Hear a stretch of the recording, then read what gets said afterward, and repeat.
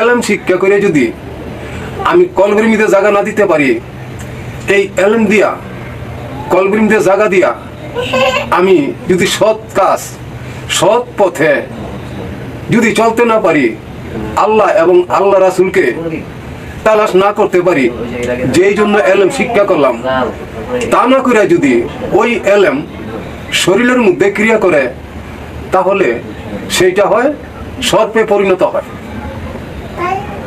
কলবের মধ্যে জায়গা দিতে পারি নাই, অথবা কলবের মধ্যে জায়গা দিয়া সেই অনুযায়ী এলেম অনুযায়ী আমি কাজ করতে পারি নাই, দিনের কাজ করতে পারি নাই, সেটা আমার শরীরের মধ্যে ক্রিয়া করছে।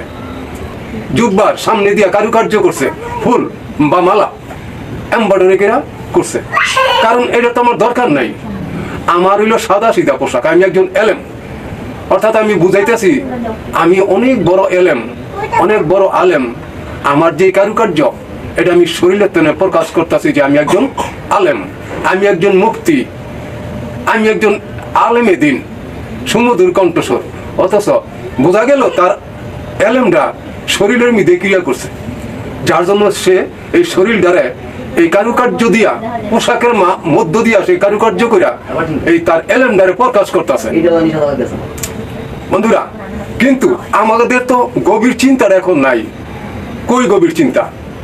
আমি যে আলেম হইয়া এলেম কালাম শিখা আমি যে পান একটা ব্যায়াম বর্ডারি করে পিছন দিয়া আমার জুব্বার মধ্যে একটা পান বানাই দিলাম, এটা কিন্তু সুন্দর দেখা যাইতেছে।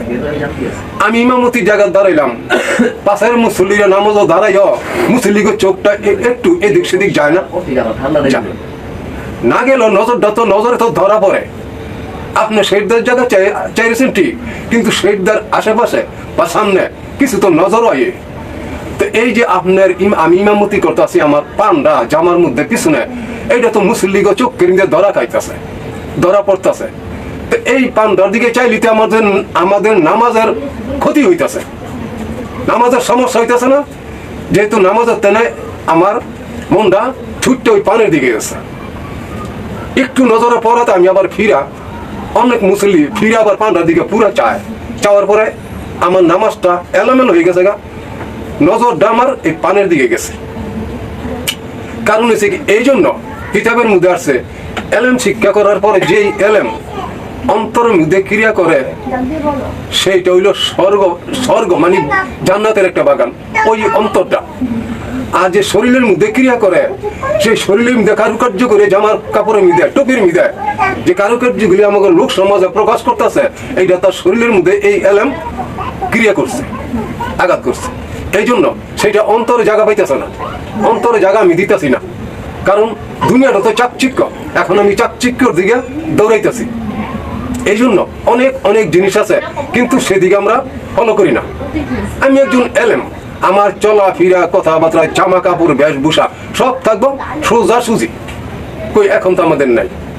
যার জন্য এই কারণে বর্তমান যুগে এলেম শিক্ষা করার পরে দেখেন, আমি কিন্তু কারণে একটা দোষারোপ করি না।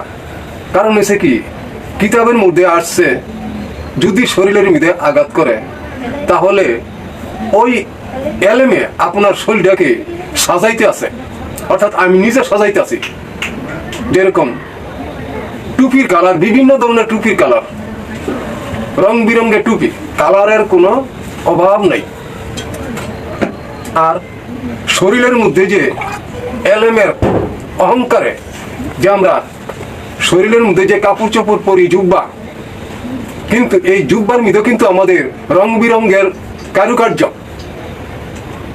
কারুকার্য, টুপির মধ্যে যেরকম কারুকার্য, এইরকম জামার মধ্যে আমাদের কারুকার্য দেখা যায়।